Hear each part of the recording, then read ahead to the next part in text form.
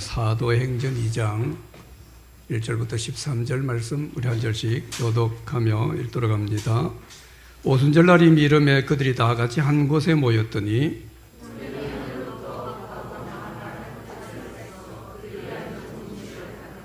마치 불의 혀처럼 갈라지는 것들이 그들에게 보여 각 사람 위에 하나씩 임하여 있더니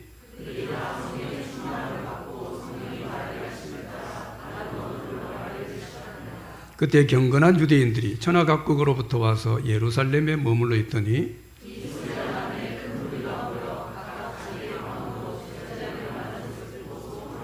다 놀라 신기하게 여기 이르되 보라 이 말하는 사람들이 다 갈릴리 사람이 아니냐? 우리는 바데인과 메데인과 엘람인과 또 메소포타미아, 유대와 갑바도기아, 본도와 아시아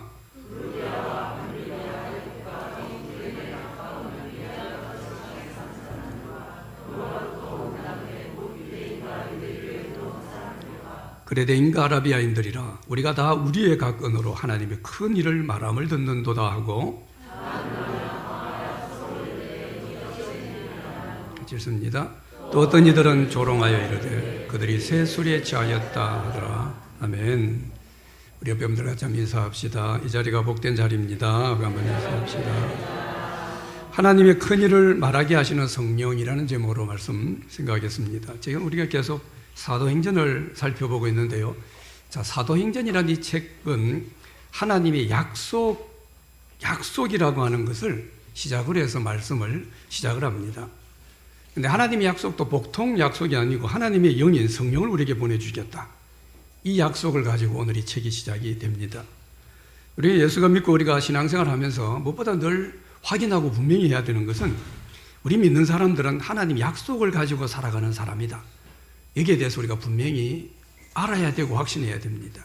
우리가 시작을 생각해서는 안 됩니다. 나는 하나님 약속을 가지고 살아가는 사람이다. 이게 얼마나 보통 사람이 아닌지를 우리가 알아야 돼요.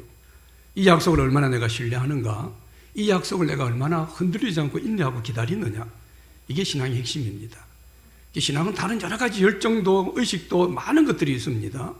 그런데 기본적으로 이게 분명하지 않으면요 신앙은 흔들립니다. 그리고 다른 요소에 대한 다른 핑계와 다른 변명들을 비겁하게 되게 된다는 거죠. 여러분 우리가 구원받아 천국 갑니다. 천국 간다라고 하는 것도요, 뭐 꿈을 꾸니까 뭐가 환상이 보이고 뭐 하늘에 무슨 금바닥이 보이고 뭐 이딴 걸 가지고 천국을 확신하는 게 아닙니다. 하나님 약속하셨습니다. 믿으면 구원을 받으리라. 구원은 천국 하나님으로, 하나님 나라로 그렇게 말씀을 하고 있죠. 그러니까 약속하셨기 때문에 그 약속을 신뢰하면서 나는 천국 갑니다. 우리가 이 믿음을 분명하게 가진다는 거죠. 자, 이렇게 하나님께서 약속하신 것을 기다리라 하시고는요, 이 약속에 집중하라고 했습니다. 다른 데 너무 집중하지 말고 자기 권한도 아닌데 내가 어찌할 수도 없는데 나라 해방이 어찌 되니 내가 어떻게 되니 그게 너무 집중하지 말고 하나님 약속에 집중하라. 그게 관심을 집중하라. 그렇게 말했죠. 그리고 이 약속이 이루어지기 전에 우리가 해결해야 될 문제, 내게 비어있는 것들을 분명히 채우도록 그렇게 말씀하는 것이 우리가 1장까지 내용입니다. 그리고 오늘 이 본문에 드디어 하나님 약속하셨던 성령께서 약속을 기다리던 120명의 무리들에게 임하시는 그런 장면이 오늘 본문의 말씀이죠. 우리가 너무 잘 아는 오순절 성령 강림하는 그런 말씀이죠. 이건요, 이제 성령으로 새롭게 시작되는 새로운 공동체가 시작되는 겁니다. 그래서 하나님의 어떤 구원의 관점에서도 대단히 중요한 그런 내용입니다. 오늘의 본문은. 이렇게 중요한 만큼 우리 기독교 역사적으로 이 말씀으로 참 위험한 해석들이 많이 나오고 이 말씀으로 수많은 이단과 잘못된 그런 신앙의 부류들이 많이 나온 그런 말씀도 또 이 말씀입니다. 그래서 우리가 오늘 이 성령께서 이 땅에 임하신 이 성령 강림이죠. 이 역사적인 말씀을 생각하면서 무엇보다도 먼저 이 성령의 강림의 역사는 하나님의 약속으로 이루어진 것이다 라고 하는 것을 분명히 확인해야 됩니다. 120명의 무리가 모여서 약속을 기다리고 기도했습니다. 보통 기도가 아닙니다. 오로지 기도에 힘쓸 정도로 그렇게 기도한 사실도 중요합니다. 그러나 그보다 먼저 하나님의 약속으로 성령이 임하셨다. 이 사실이 더 중요하다는 거예요. 사실 약속이 없으면 기도도 의미 없습니다. 약속이 있기 때문에 그 약속을 붙들고 기도해서 그 기도가 의미가 있는 것이지. 쉽게 말하면 기도는 만사형통이 아니라는 겁니다. 무조건 기도만 하면 된다라는 게 아니라는 겁니다. 하나님은 약속을 먼저 하십니다. 그래서 약속을 가지고 약속이 이루어지기를 기도하는 것, 이게 중요하다는 거죠. 그래서 우리 인생 가운데도 또는 우리가 살아가는 우리 삶이나 여러 사역 가운데서도 성령이 임하시고 성령의 역사가 나타나기 위해서는 약속하신 것이 이루어지기를 하나님 앞에 구해야 됩니다. 주께서 약속하신 성령님, 이게 내 삶의 현장에 나타나길 기대합니다. 우린 이런 믿음이 돼야 된다는 거죠. 자, 1절에서 오순절 날이 이미 이르매라고 말씀 시작합니다. 이스라엘 민족에게 있어서 중요한 세대 절기가 있습니다. 3대 절기. 무교절이라고 하는 6월절이 있어요. 77절이라고도 부르는 오순절이 있습니다. 초막절이라고 부르는 장막절, 6월절, 오순절, 장막절, 이 세 가지가 이들의 가장 중요한 명절이고 절기입니다. 자, 이스라엘 민족이 애굽에서 구원받은 것을 기념하고 지키는 절기가 6월절입니다. 6월, 그 지나갔다라는 그 이야기죠. 그리고 이 6월절 이후부터 50일째 되는 날이 바로 오순절입니다. 오늘 오순절이죠. 이때를 77절, 맥추절, 다른 이름으로 그렇게 부릅니다. 맥추절, 77절이라고 하는 것은요, 그만큼 그때 풍성한 수확을 하고 그 첫 번째 단을 하나님께 올려드리는 그런 절이, 그래서 맥추절이라고도 한다라는 거죠. 그래서 오순절에 성령이 임했다라고 하는 것은 하나님께 성령을 툭 우리 가운데 보내주시는데요, 보내다 보니까 오순절, 이게 아닙니다. 어쩌다 보내니까 오순절, 이게 아니에요. 하나님은 오순절을 계획하시고 그 날에 성령님을 보냈다, 이 말입니다. 그건 오순절에 대한 하나님의 계획된 의도가 있다라는 걸 지금 말씀합니다. 왜 그렇습니까? 이 오순절, 77절, 맥추절이라고 그랬죠. 이때는 수확을 거둬가지고 이 수확물을 하나님께 올려드립니다. 근데 이제 오순절에 성령이 임하심으로 이 성령 강림을 시작으로 해서 수많은 영혼들의 추수가 일어나는, 수많은 영혼을 하나님께 올려드리는 이 추수, 이게 교회에서 일어날 겁니다. 교회가 이제 탄생할 것임을 알리는 그런 의미를 가지고 있는 거죠. 그래서 이스라엘 백성들이 오늘 오순절 때, 모세가 보면 구약에서 오순절이 또 다른 말로 77절이라고 했거든요. 이 77절에 하나님으로부터 율법을 이스라엘 백성들이 받습니다. 그리고 이 율법을 삶의 기준으로, 안내자로, 구약시대는 율법이 그들의 기준입니다. 안내자입니다. 근데 어때요? 예수님께서 50일 전 6월절에, 지금 오늘 오순절이죠? 오순절 전인 50일 전 6월절에 하나님의 어린 양으로 예수님께서 죽으셨습니다. 그러므로 예수님이 죽으신 바로 50일 전 우리가 아는 십자가 사건입니다. 새로운 6월절입니다. 하나님의 어린 양을 보라, 6월절을 설명한 겁니다. 자, 그리고 나서 오늘 오순절이 어때요? 50일 전 오순절에 성령을 받았어요. 이건 어떤 의미를 가지고 있느냐 하면, 이제부터는 이전의 율법의 안내가 아니라 새로운 6월절을 통한 예수님의 새로운 6월절이 되었어요. 그리고 이제 오순절 날 성령을 부어주시면서 이제부터는 성령의 안내를 받아야 된다라고 하는 이런 영적 의미를 가지고 있다는 거죠. 그래서 오순절 날이 이르매 성령을 오순절 날이라고 하는 이 날에 보내주셨다는 거죠.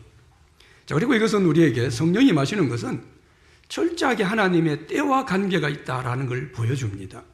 성령님은 오늘 오순절 이날이 임했습니다. 이게 처음 성령 강림의 사건입니다. 근데 우리 개인적으로 성령께서 우리 가운데 임하시는 것도 뭡니까? 하나님께서 각자에게 계획하신 하나님의 그때 하나님은 성령을 우리 가운데 부어주신다라는 겁니다. 우리는 근데 이때를 모릅니다.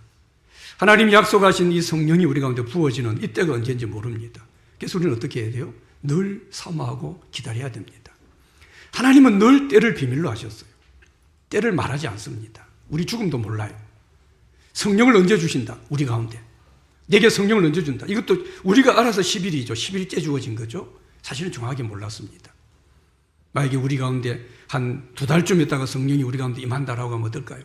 한 2년쯤 있다가 우리 가운데 성령이 임한다 그러면요, 그 2년 동안은 성령이 임하기 전까지는 적당히 교회도 안 나올 거예요. 예배도 안 나올 겁니다. 봉사도 안 할 거예요. 왜? 2년 후면 성령이 임하면 그때부터 불같이. 그래서 그 때를 말씀 안 하십니다.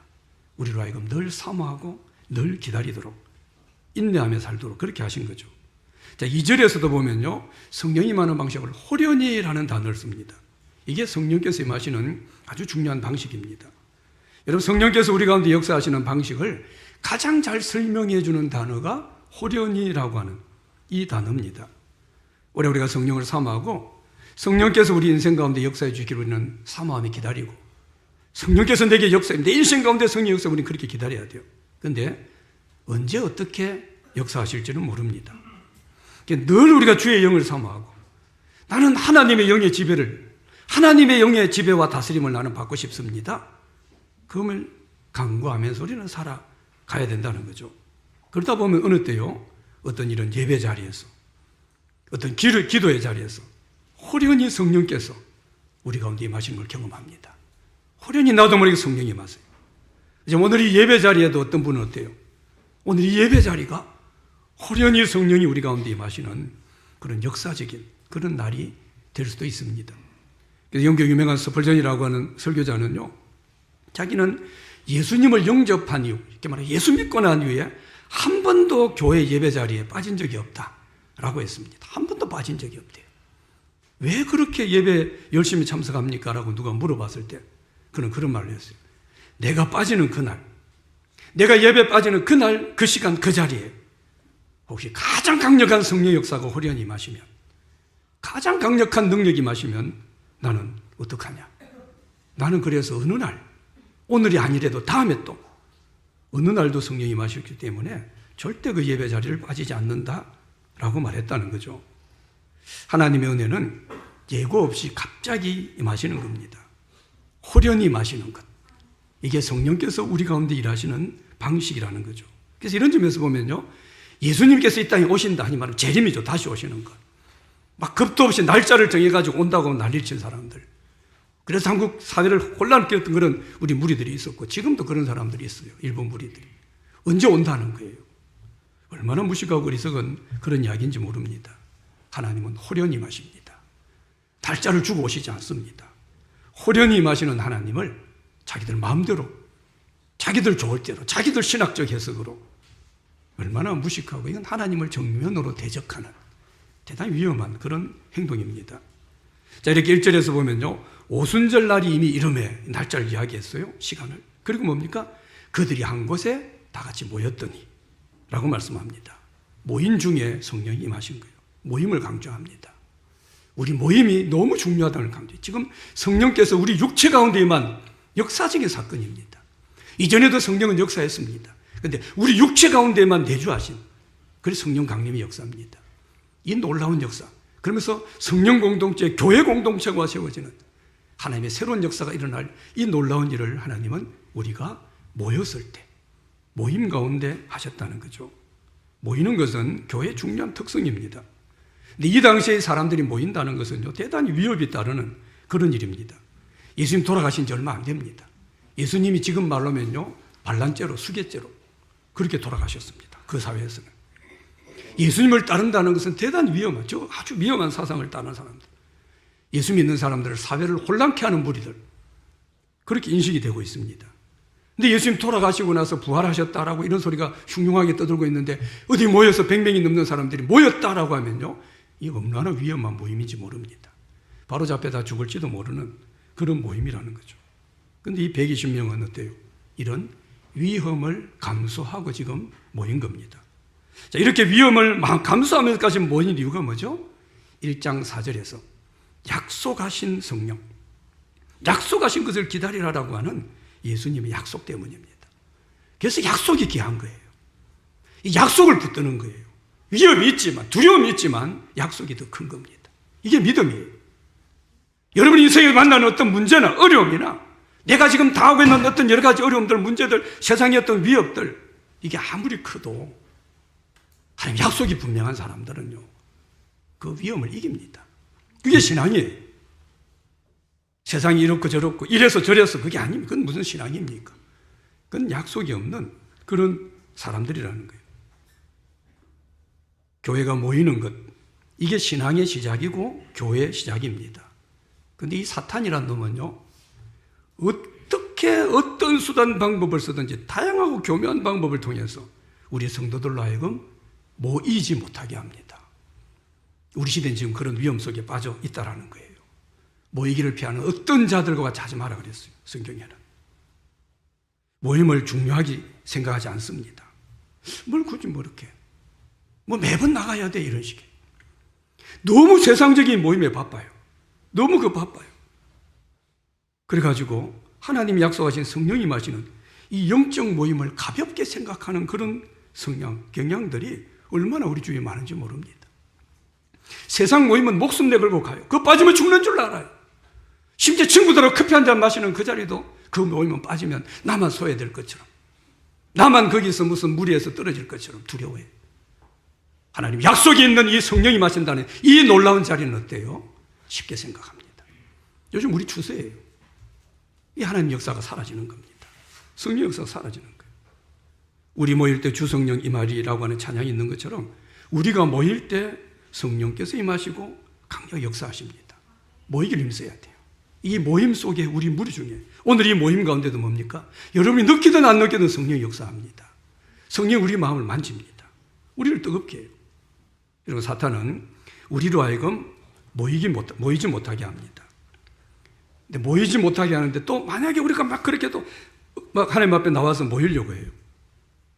그래서 나와서 모였다고 해도요, 기도하지 못하게 합니다. 모여서 딴짓만 해요. 모여서 딴소리만 해요. 이 거룩한 믿음의 사람들이 모여가지고 누구 비판만 하고 누구 정죄만 하고 믿음 없는 소리만 하고 세상 이야기만 하고 기도하지 않게 합니다. 사탄이 그렇게 하는 거예요.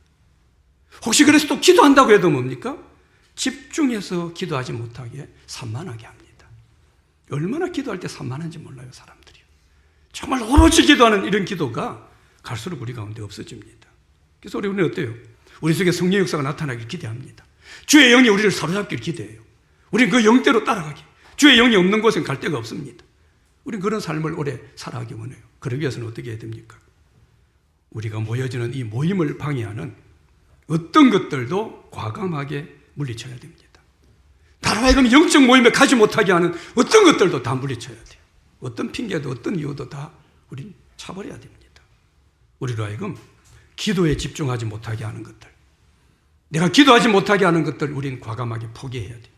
그거 집어 던져버려야 됩니다. 기도의 자리 나올 때요, 휴대폰 끄고 나와야 됩니다. 기도하다가 금요기도에도 자주 있어요. 기도 열심히 하고 있는데 부모님도 핸드폰 들고 나가는 사람이 있어요. 뭘 대단한 중요한 전화일까요? 그 정도 전화라면 예배 못 나왔겠죠. 그 정도. 근데 보면 나중에 들어보면 아무것도 아니에요. 희닥거리고 웃고 나갈 수도 있어요. 다 꺼버려야 돼요. 기도하기 위해서 내 스케줄 조절해야 됩니다. 나는 오로지 이 시간 기도하겠다 해서 모든 스케줄, 너 약속 내가 다음에 만나. 나 지금 기도할 거야. 이렇게 기도해야 돼요. 이 속에 주의 성령의 역사가 우리 가운데 임하는 그런 능력이 나타나게 된다는 거죠. 자, 이렇게 모였어요. 모였을 때 이제 2절부터 4절까지 보면요, 뚜렷한 세 가지 현상이 일어나는 걸 말씀합니다. 먼저 2절에 한번 보십시오. 같이 한번 읽어봅시다. 시작. 어려운 하늘부터 급하고 강한, 이 세 가지 나타나는 게 우리가 아는 오순절 강림의 가장 뚜렷한 현상, 너무 잘 아는 거죠. 급하고 강한 바람 같은 소리가, 바람이 아니에요. 머리카락도 안 날려요. 바람은 없는데 소리만 들리는 거예요. 이게 온 집에 가득 찼습니다. 꽉 찼어요. 누구라도 느낄 수 있어요. 지금 이 사람들은 어때요? 이 성령님의 강림하시는 걸 경험합니다. 한 번도 경험해 보지 못한 그런 일입니다. 누구도 경험해 보지 않은 그런 일이에요. 그러니까 어때요? 이렇게 표현할 수밖에 없어요. 바람 같은 소리, 이렇게 표현할 수밖에 없습니다. 말 그대로 4차원일지 5차원일지도 모르는 하나님의 영이 3차원의 모임인 우리 모임 속에, 우리 사람들 속에 여기에 지금 들어오시는 거예요. 이 신비한 모습, 바람 같은 소리 이런 식으로밖에 표현할 수 없다라는 거죠. 여러분, 예수님께서 요한복음 3장 8절에 보면 그리 말씀합니다. 바람이 임의로 불면 내가 그 소리를 들어도 어디서 와서 어디로 가는지 알지 못하느니 성령으로 난 사람도 다 그러하니라. 바람이 쉬시간데 어디서 왔는지 몰라요. 그런 것처럼 성령으로 난 사람도 바람처럼 그렇게 할 것이다 라고 주님 말씀했습니다.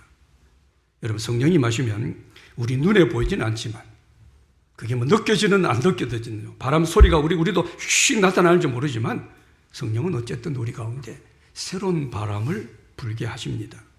여러분, 바람이 한번 불면 어때요? 강력한 바람 불 때 미국 같은 뭐 토네이도 그러면 집도 막 날아갑니다. 큰 트럭도 막 날아갑니다. 강력한 바람은 그렇게 해요. 여러분 세상 바람도 이 큰 빌딩 하나도 그냥 날려보내는데 하나님의 바람이, 성령의 바람이 우리 가운데 불어오신다면요, 우리 인생에 무슨 어떤 문제가 사라지지 못하고 어떤 문제가 해결되지 못할 그런 문제가 있겠어요. 바람은 어디 무슨 경계선을 끊어놔도 이까지 못하 그런다고 바람이 못 가는 거 아닙니다. 바람은 어떤 경계선도 다 뛰어넘어 버립니다. 우리는 이것저것 경계선을 끊어놓습니다. 저는 이것은 안 돼요. 저는 이래서 안 돼요. 우리는 선을 긋습니다. 어떤 사람은 신앙도 선을 끊는 거다. 난 여기까지만 믿을 거예요. 나는 요 정도까지만 신앙생활, 그 이상 안 해요. 내가 선을 정해요. 안 넘어갑니다. 얼마나 그런 사람들이 많은지 몰라요. 그래서 그까지 요구하면 과도하다고 생각해요. 부담스러워. 나는 그까지는 안 해요. 이런 식의 어떤 표정을 짓는 그런 분들이 있습니다. 성령은 우리가 어떤 경계선을 그어놔도요, 바람은, 바람 같은 것은 그거 다 뛰어넘어 버립니다. 성령의 바람이 우리 가운데 불어 오시면 어때요? 어떤 것도 뛰어넘어 버립니다. 뭐가 이선 저선, 나는 이래서 저래서 그런 거 없습니다. 다 성령의 바람으로 그걸 뛰어넘고 놀라운 역사를 드러내게 된다라는 거죠. 그리고 우리 교회 가운데 성령이 역사하시면 성령의 새 바람이 훅 하고 들어옵니다. 여러분 우리 인생 가운데 성령이 역사하시면 어때요? 새로운 바람이 여러분 인생 가운데 훅 하고 들어옵니다. 이 바람은 놀라운 겁니다. 혹시 우리 삶에 자신감이 없고 내 삶에 의욕도 없고 믿음의 뜨거움도 없고 교회 나오도 열정도 없고 만약에 그렇다면요, 이 약속하신 성령님을 더 사모하며 기다려야 됩니다. 이 바람이 내게 불기를 삼아야 돼요. 지난 제가 기도원을 갔는데 잠을 자고 아침에 일어나니까 밤에 숙소가 공기가 우중충하고 그래요. 아침에 일어나자마자 창문을 활짝 열었습니다. 그 산속에 막 신선하고 새로운 바람이 확 들어와가지고 5분도 안 열어놨는데 방 안 공기가 완전히 바뀌었어요. 바람 한 번 들어오니까. 여러분 성령의 바람이 불어오면요, 완전히 달라집니다.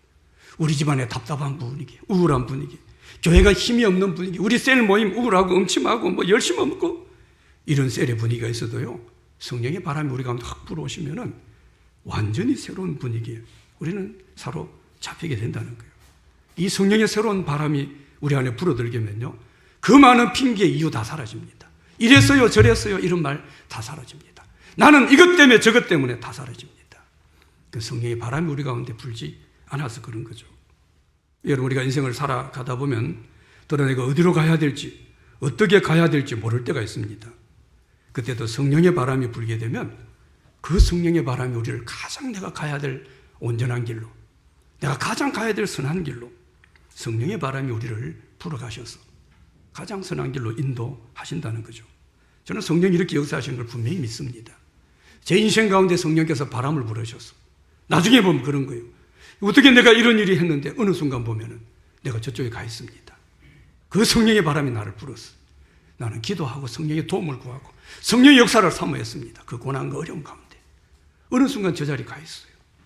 나도 모르게 벌써 성령의 바람이 나를 그쪽으로 밀어가게 한 거라는 거죠.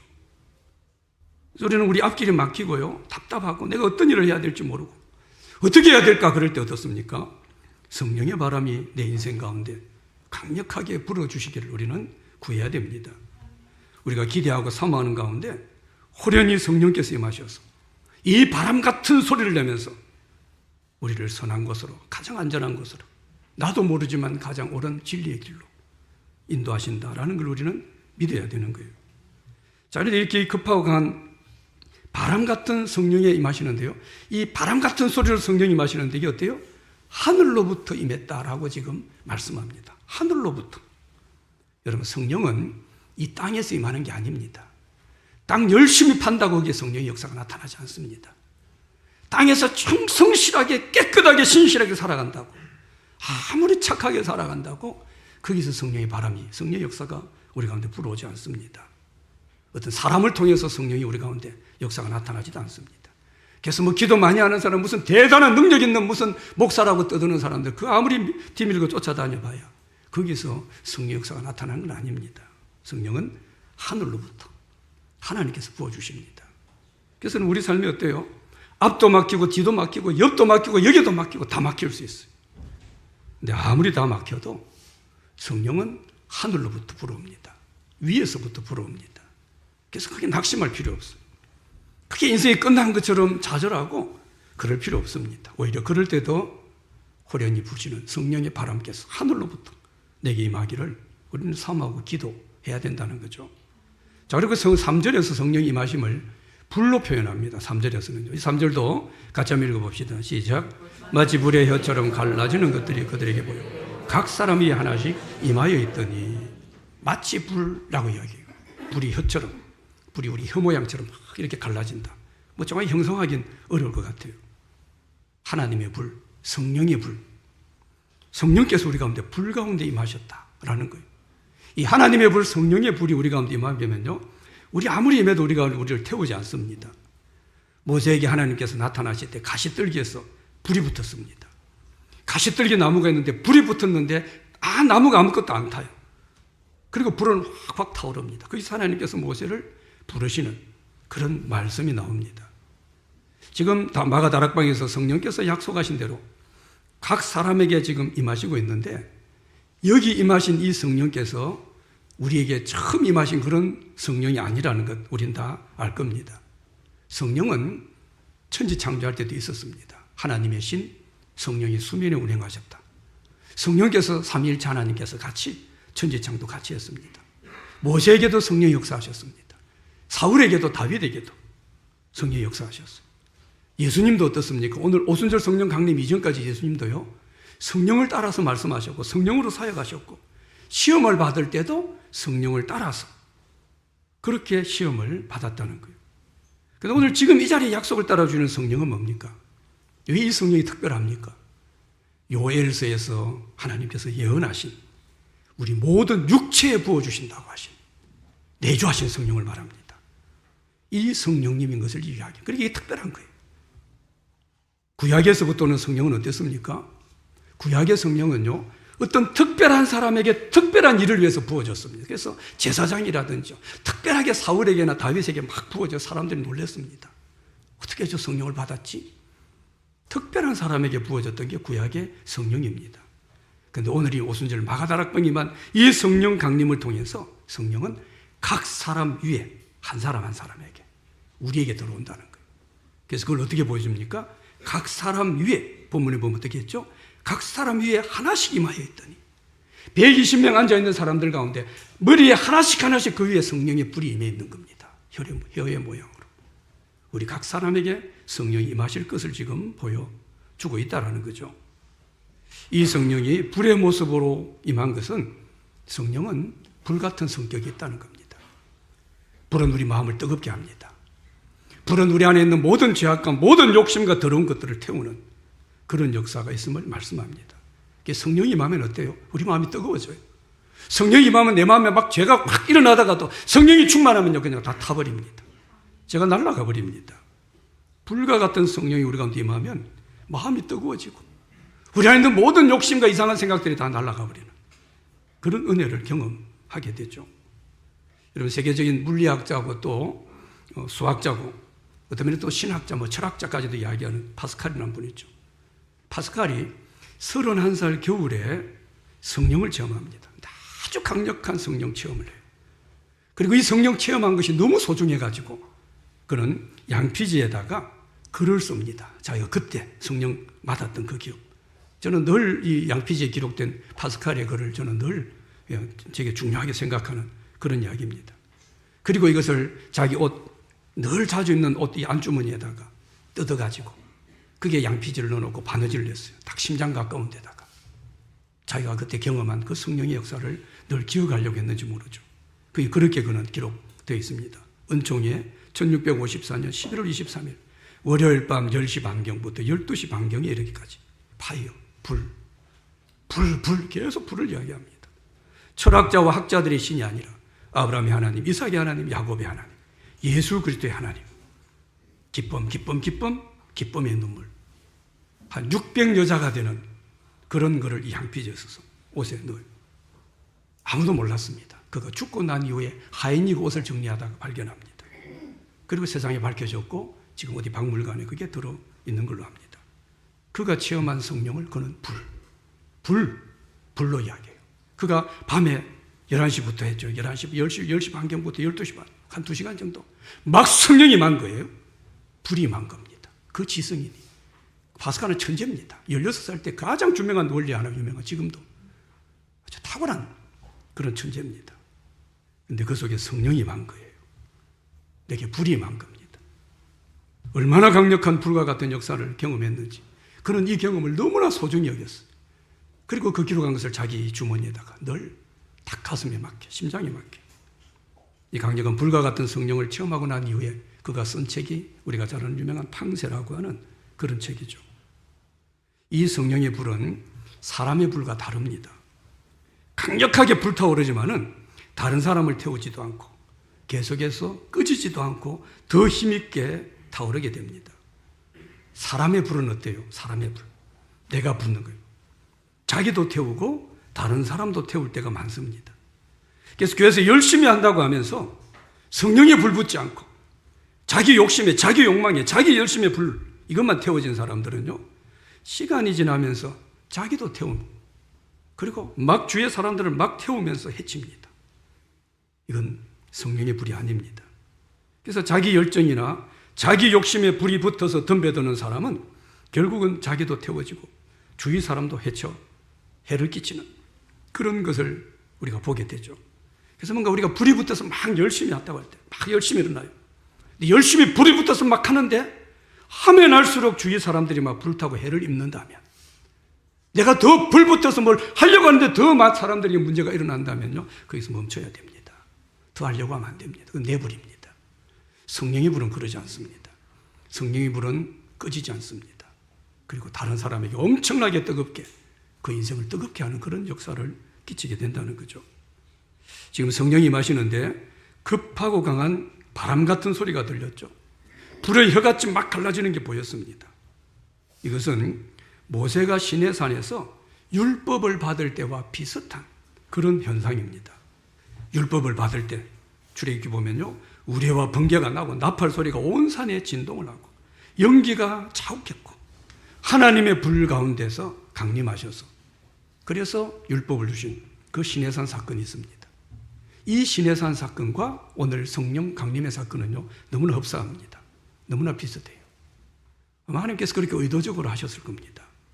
구약은 이런 현상 가운데서 율법을 받았습니다. 막 천지가 진동하고 불이 붙고 막 바람 같은 소리가 나면서 율법을 받았어요. 신약에서는 이런 현상 가운데 성령을 받고 있습니다. 이것은 우리를 율법으로 지배하시던 것이 이제 성령으로 지배하시겠다라고 하는 이 하나님의 의도를 말씀하고 있다는 거죠. 그래서 오늘 우리가 본문의 이 성령 강림의 의미, 불이 맺다, 능력이 맺다, 방언이 나타난다. 우리 맨날 그것만 붙잡고 있으면 안 됩니다. 그거 자체도 귀한 의미입니다. 성령의 역사입니다. 근데 사실은 그거보다 더 중요한 의미는 뭡니까? 성령의 온전한 지배와 통제를 받는 것. 이제부터 내가 율법이 아니라 성령으로 내가 너들 지배하겠다. 너들 성령의 지배를 받아야 된다. 그걸 우리 가운데 말씀하고 있다는 거죠. 이런 예수님 제자들 보십시오. 자기 감정의 지배를 받았어요. 내 생각, 내 욕망, 이 지배를 받을 때는 예수님한테 직접 3년 반 훈련을 받았지 않습니까? 그 대단한 훈련을 받고도요, 예수님을 부인했어요. 그런데 성령이 마시고 성령의 지배를 받기 시작하니까 얼마나 담대한 사람이 됩니까? 다 죽음을 각오했어요. 그래서 사실은 다 순교했습니다. 사도 요한 빼고는요, 다 순교까지 합니다. 성령의 지배를 받는 것, 여러분 이거보다 위대한 힘은 없습니다. 여러분이 성령의 지배를 받아보십시오. 우리는 지금 그런 시대입니다. 성령 시대예요. 율법에 매이는 시대가 아닙니다. 성령이 우리를 이제 사로잡겠다고 성령 강림한 이후에 우리는 살아가고 있다는 거예요. 여러분 우리에게 무슨 힘이 있어요? 지식의 힘, 뭐 경제, 돈, 경력, 뭐 건강, 이런 힘 가지고 우리는 주님의 일을 할 수 없습니다. 우리 주님이 하늘로부터 내려주시는, 하늘로부터 부어지는 힘이 있어야 돼요. 이게 성령입니다. 이 성령의 지배와 통제를 받는 것, 이거는 내가 하는 것이 아니고 성령이 하게 하시는 거예요. 이게 여러분 진정한 믿음의 사람들의 힘입니다. 우리의 힘은, 믿음의 사람들은 여기에서 나온다는 거예요. 단지 내가 어떤 내 욕망과 내 의지로만 하는 여기에서 이런 모습이 나오지 않는다라는 겁니다. 자, 이렇게 바람 같은 소리가 들리고 불이 막 해가지고 게 막 보였어요. 보이고 들렸어요. 그리고 4절에서는 뭡니까? 자기 입으로 무슨 말을 합니다. 여러분 4절 말씀도 같이 한번 읽어봅시다. 시작. 그들이 다 성령의 충만함을 받고 하면 바람 같은 소리가 들려. 해가지 깔린 게 막 눈에 보였죠. 근데 이제는 뭡니까? 들리고 보였는데 이제 자기 몸에 어떤 일이 일어났어요. 구체적으로 내 입에 혀에서 다른 언어를 말하는 신비한 일이 일어나고 있습니다. 여기서 이들은 어때요? 다른 언어로 말했다라고 했어요. 이거는 보통 우리가 교회에서 말하는 누구도 알아듣지 못하는 뭐 살라살라 하는 이런 방언, 그런 방언이 아닙니다. 다른 나라 말, 쉽게 말하면 외국어입니다. 외국어를 하고 있어요. 여러분 성경에는 두 가지 방언이 나옵니다. 오늘 사도행전 이게 나오는 이 방언은요, 언어입니다. 외국어. 외국말을 하는 방언이에요. 그리고 실제로 그렇게 방언 받은 분들이 있습니다. 그리고 고린도전서 가면은 바울이 누구도 알아들을 수 없는 방언, 이 방언 기도를 이야기합니다. 누구도 알아들을 수 없지만 영적으로 얼마나 유익한지, 방언 기도는요. 여러분 방언 기도를 해보면 어때요? 얼마나 영적으로 우리가 유익한지 경험합니다. 방언은 이 두 가지가 있어요. 성령이 처음 강림하신 이때 방언은요, 정확하게 말하면 다른 나라 말입니다. 그러니까 지금 120명이 앉아가지고 기도하다가 막 성령이 확 임하시면서 막 말을 하죠. 어디 배운 적도 없어요. 근데 성령을 받고 나니까 이들 입에서 지금 말로 영어를 말하고 불어를 말하고 뭐 일본말을 하고 중국말을 하고, 그래서 여기 보면 애국말, 로마말, 아라비아말 이런 말을 하는 걸 사람들이 듣습니다. 그래서 보면 뒤에 7절에 보면 어떻게 나와요? 주위에 있던 사람들이 보고 어때요? 막 놀라면서 저 사람들 저거 다 갈릴리 사람들 아니냐, 그 이야기합니다. 그 당시 갈릴리 사람들은 말을 우물우물했다 그래요. 그리고 사투리가 엄청 심해가지고 딱 들어보면 아이고 저 갈릴리 사람들, 갈릴리 촌, 어찌 보면 갈릴리 무식쟁이들, 이런 어떤 비난조의 이야기가 갈릴리 사람, 이런 의미였다는 거예요. 근데 이 촌 사람들이 어때요? 자기 입에서 막 다른 언어, 영어를 말하고 막 중국을 말하고 막 프랑스를 말하고 이러니까 어때요? 사람들이 놀랐던 겁니다. 말을 하는 거예요. 다른 말을. 이건 성령이 처음 임하신 건데 있어서 아주 중요한 의미를 우리 가운데 말씀합니다. 먼저 어떤 의미가 있느냐면요, 성령의 역사를 통해서 제일 먼저 또 강력하게 나타난 결과는 우리의 입이 바뀐다라는 이것을 말씀하는 겁니다. 내 말이 달라지는 거예요. 막 불신의 말, 이런 말들이 신앙적인 말로, 막 소극적인 말이 적극적인 말, 남 비판하고 막 욕하던 이런 말, 남을 무너뜨리는 이런 말이 뭡니까? 남을 살리고 세우는 이런 말로 바꿔지게 되는 거예요. 성령이 우리 가운데 임하셔서 우리를 지배하는 가장 대표적인 능력, 가장 대표적인 것은요, 우리 언어를 지배하는 겁니다. 그래서 자기가 성령을 받았다고 하면서 방언을 하고 능력을 행한다 그러고 기적을 베푼다 그러고 와 대단하다, 우리 그것만 가지고 그 사람 평가하면 안 됩니다. 그 사람이 무슨 말을 하는지를 봐야 됩니다. 내가 능력의 종이라고 난리치는 사람이 있어도요, 그 사람의 삶에서 또는 앞에서도 마찬가지예요. 주로 무슨 말을 하는가, 그걸 들어봐야 됩니다. 그 말이 아닐 때는요, 그 말이 엉망진창이고 부정적이고 비판적일 때는 그 사람의 기적도 그 사람의 능력도 다 가짜일 수 있습니다. 그리고 거의 대부분 가짜인 경우가 많습니다. 충분히 다른 데서도 방언합니다. 불교 방언 잘합니다. 다른 종교에서도 엄청난 기적이 있습니다. 별 기적이 다 나타납니다. 우리가 정말 성령 충만한 사람이기를 알 수 있는 가장 쉬운 방법은 우리가 주로 무슨 말을 많이 하는가, 이걸 보면 알 수 있다는 거예요. 자, 그리고 성령님하고 지금 각 나라의 말을 했다라고 하는 이것은요, 역바벨탑 사건이라고 말할 수 있습니다. 창세기 11장에 보면 사람들이 막 교만해져요. 막 하나님까지 올라가겠다고 바벨탑을 쌓고 올라갑니다. 하늘까지 다 보겠다고. 그때 하나님께서 그들을 보시고 어떻게 하죠? 언어를 혼잡케 합니다. 말이 서로 소통이 되지 않게. 그게 바벨탑 사건입니다. 그때부터 언어가 달라진 거예요. 하나님 그렇게 할 수 있습니다. 언어 각자 다르게. 우리 지금 이성으로 뭐 어떻게 영어를 어떻게, 아니에요. 하나님 그렇게 하십니다. 그런데 오늘 이 오순절에 성령으로 다시 언어가 서로 소통이 되게 하신 겁니다. 여러분, 세상의 모든 종교는 공식 언어가 있습니다. 그들의 공식 언어. 그런데 우리 기독교는 공식 언어가 없습니다. 이슬람의 공식 언어는 아람어입니다. 그래서 그들은 아람을 배워요. 이슬람. 힌두교나 불교의 공식 언어는요, 산스크리트어입니다. 그래서 힌두교나 불교는 그 언어를 알아야 돼요. 근데 우리 기독교는 공식 언어가 없어요. 공식적인 언어, 우리는 뭐 이거 영어 이런 게 없어요. 이것은 하나님께서 전 세계 언어로 말씀하시기 때문입니다. 이게 바로 오늘 오순절 성령 강림을 통해서 여러 언어로 말하게 하심으로 시작된 겁니다. 이제 다른 우리는 공식 언어가 필요 없다라는 거예요. 자, 본문 9절부터 11절까지 보면은 15개가 넘는 나라가 쭉 나옵니다. 이 나라 저 나라 막 뭐 발음도 어려운 그런 나라도 있어요. 근데 여기 여러 가지 15개 정도 나라가 나오는데 이 당시 사람들이 생각할 때 전 세계는 이겁니다. 그 당시는 2000년 전에. 그러니까 전 세계 언어는 지금 요 언어예요. 이 사람들이 성령을 받고 나서 어떻게 하면 전 세계 언어를 하고 있다 이 말입니다. 전 세계 말을 지금 다 하고 있다라는 걸 강조하는 겁니다. 이건 은혜의 장벽을 뛰어넘어서 성령으로 서로 소통하게 하면서 성령이 만국 공통어가 되게 하실 것, 이걸 지금 말씀해주고 있다는 거죠. 여러분, 서로 말이 통하지 않아서 막힌 것들이 뚫려지고 서로 알아듣고 소통하는 역사, 이게 나타날 것을 말씀합니다. 여러분, 우리 가운데 성령의 역사와 충만함이 없으면요 서로 소통이 잘 안 됩니다. 심지어 같은 한국말을 해도 말이 안 통해요. 뭐 말인지 모르겠어요. 성령의 역사가 없으니까 들을 기가 막힌 겁니다. 성령의 역사가 없으니까 내게 담이 생긴 거예요. 그래서 말을 들어도 말이 안 통합니다. 대화가 안 됩니다. 우리가 뜨겁게 기도하고 성령의 강력한 역사가 우리 가운데 나타나게 되면 사실은 굳이 말을 하지 않아도요 서로의 마음을 알고 이해하고 소통합니다. 여러분, 서로를 위해서 중보기도 하는 분들이 있다면요 서로 그건 그렇게 통하는 게 있습니다. 성령이 그 속에서 바람같이 불같이 역사하시는 그런 역사가 있기 때문이죠. 자, 그래서 결국 오늘 성경 여러 다른 언어로 말하는 건 뭡니까? 이건 성령을 통하여서 우리가 다른 언어로 말하게 하시면서 결국 성령은 전도의 영이다, 선교의 영이다, 이걸 우리 가운데 보여주고 있다는 거죠. 여러분, 우리가 성령 충만하면 어때요? 여러분, 성령 충만하면 어떻습니까? 막 전도하고 싶어요. 우리 주의 성령 충만함 보십시오. 거의 모두가 다 성령 충만하다 하면서 딴짓하지 않습니다. 막 전도에 불이 붙습니다. 이건 성령께서, 우리가 가장 중요한 소통은 사실은 복음으로 소통하는 이 소통이 되는 것이죠. 성령이 바로 우리 입을 열어서 복음을 말하게 하시기 때문이죠.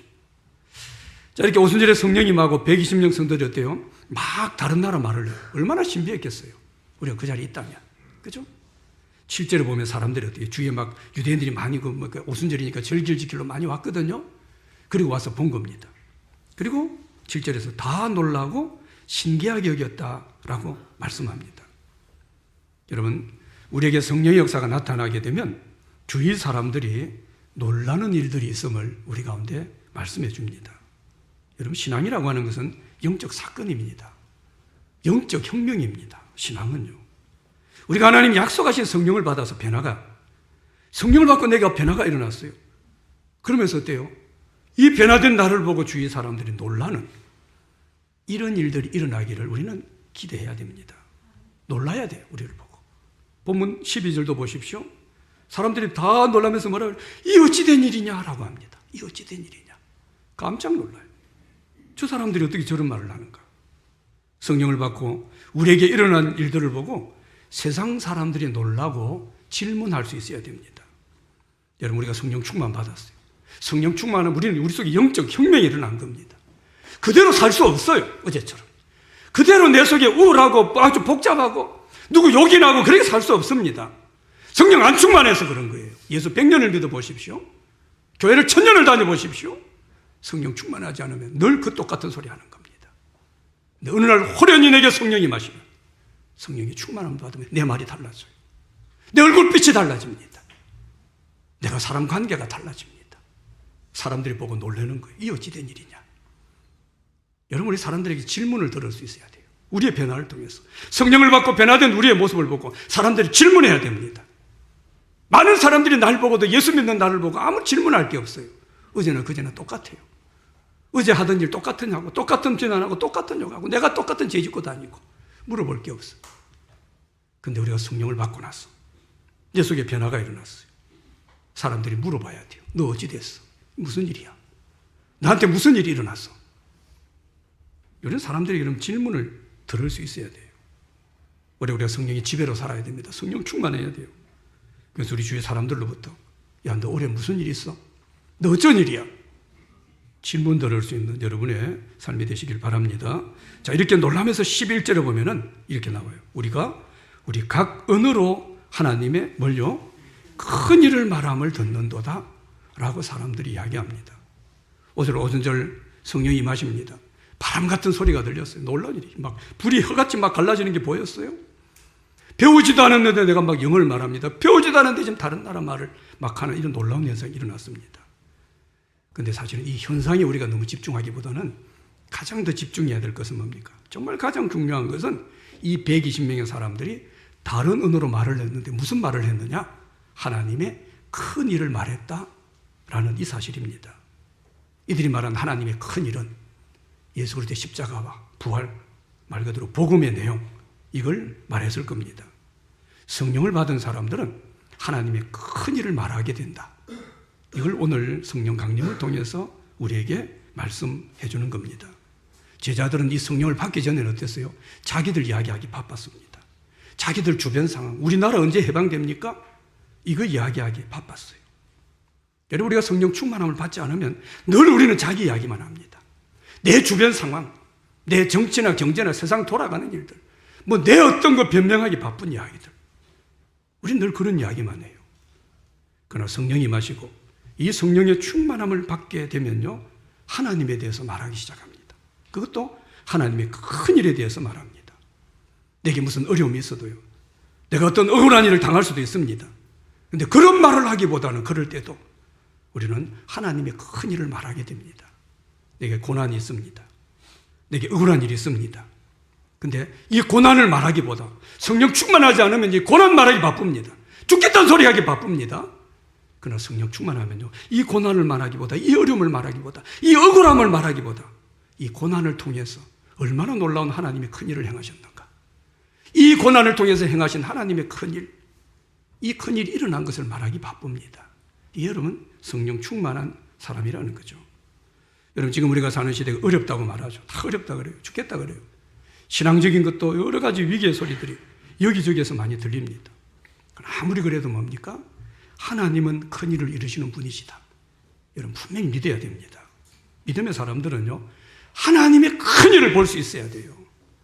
하나님은 큰 일을 행하십니다. 여러분, 시편 126편 3절에 보면 이런 말씀입니다. 같이 한번 읽어봅시다. 시작. 여호와께서 우리를 위하여 큰 일을 행하셔서 우리는 기쁘도다. 하나님은 큰 일을 행하셨어요. 요엘서 2장 21절에도 보십시오. 같이 읽어볼까요? 땅이여 두려워하지 말고 기뻐하며 즐거워하자. 여호와께서 큰 일을 행하셨다. 두려워하지 말라. 기뻐하고 즐거워해라. 하나님이 큰 일을 행하셨다. 이 말씀하고 있습니다. 올해 우리가 성령 충만함으로 하나님의 큰 일을 봐야 됩니다. 그리고 하나님의 큰 일을 어때요? 사람들에게 말해야 됩니다. 성령은 우리에게 급하고 바람처럼 역사합니다. 바람이 임의로 불었다가 사라지는 것처럼 성령도 우리 가운데 그렇게 역사하십니다.